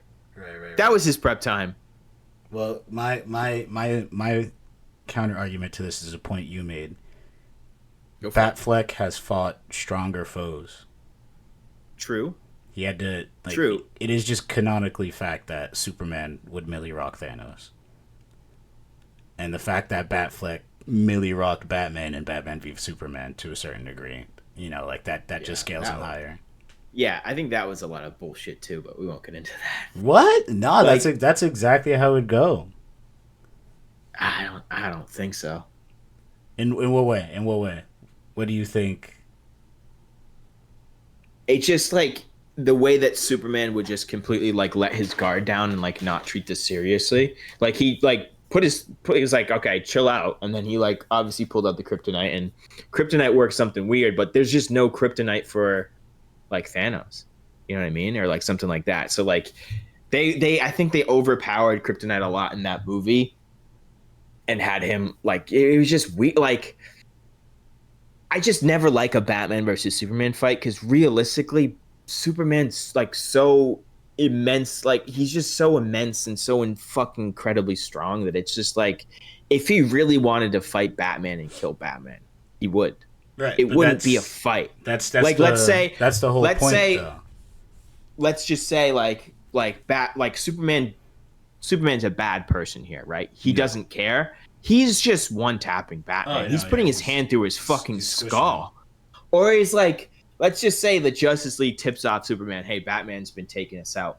Can't Superman just fly up into the fucking stratosphere and like look for Batman? Maybe he's like wearing, he's in a copper or whatever to like block his sight. But I'm pretty sure he can just find him and then like a aerial strike, he can shoot down a laser, like his fucking laser beams and just eviscerate him.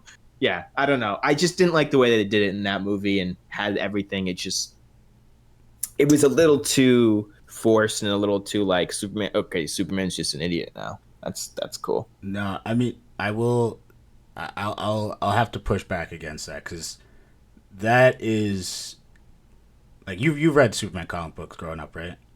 Correct. But that's exactly how it would go. They say it playing out in the movie. Bruce fully says, if you were not the person you are, you would squish me into the pavement. But the whole point, the whole reason that their fight works is Bruce knows so much about not Superman, but Clark Kent. Like he knows so much about him, so much about his person that he's not fighting a Kryptonian. He's not fighting a god. He's fighting a person and all their flaws.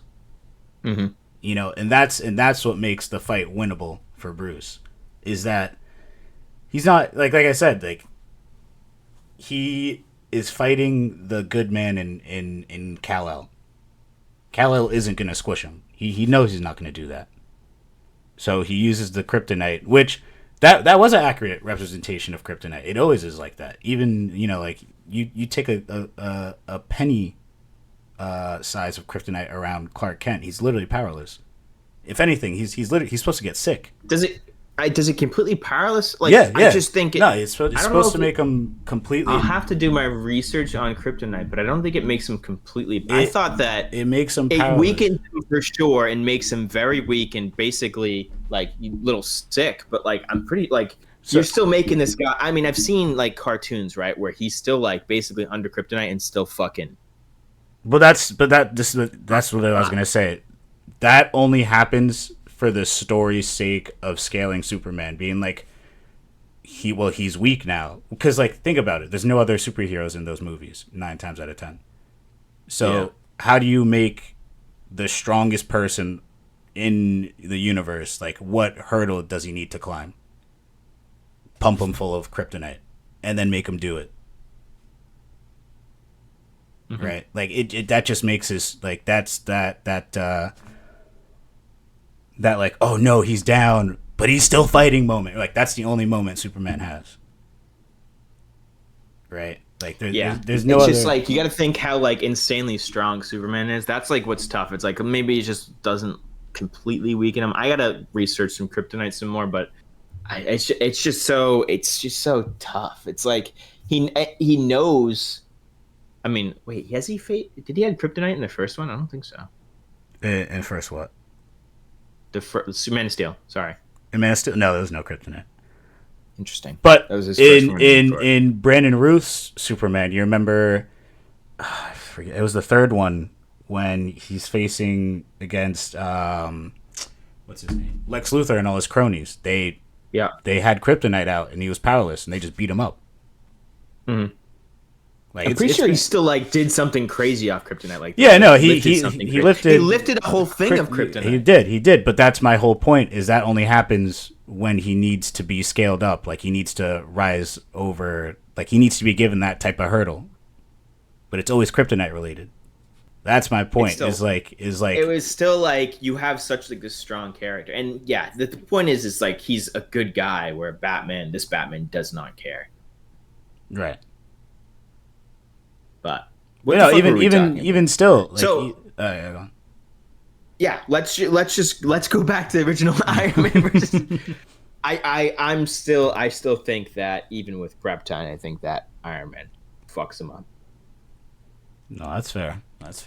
I just because like let's say like Doomsday or like Wonder Woman like was fighting him and it was just like fucked. Right. I just don't see what he's going to pull out of his ass to kind of do that. Cause like, you got to think Iron Man's got the same level of wealth and same like as equipment. So maybe he makes his own suit to fight him. But like, how long does Batman need to make that? Cause Tony Stark's been perfecting this for a while. That's his whole thing. But then again though, the moment Bruce gets his hands on Tony, it's game over for Tony. He doesn't like, he's literally gonna have to rely on Jarvis, right? Like it'll be the same story as when he fought Captain America when he was just getting pieced up. Then he was like, Jarvis analyzed his fight pattern, and then I'm not gonna lie, he started to fry Captain America. He started to fry him up. Yeah, that was a good fight. Those are also super powered beings, though. We're talking about. Yeah, true. I mean, he's a great fighter. He's strong, but he's not super powered. He doesn't have that speed or strength. I mean, let's say he's still in that Superman fighting armor. Then you're talking about a little bit different of a fight. But look at the fucking Thor versus Iron Man fight. You know what I mean? In the Avengers, they're or even fucking Iron Man versus Loki. He was kind of he fucked them up when he first showed up. Yeah, that's true. All right. Final thing, I'm gonna give it to Iron Man. You gonna give it to Batfleck? I will be giving it to Batfleck. I gotta stand strong. Fair. Yeah. I don't think I have anything else. How about you? Nah, man. This was good. Nah, it was fire. Anyways, this has been another episode. Yep. This has been another episode of Screens and Scenes. Thank you guys so much for listening. Thank you.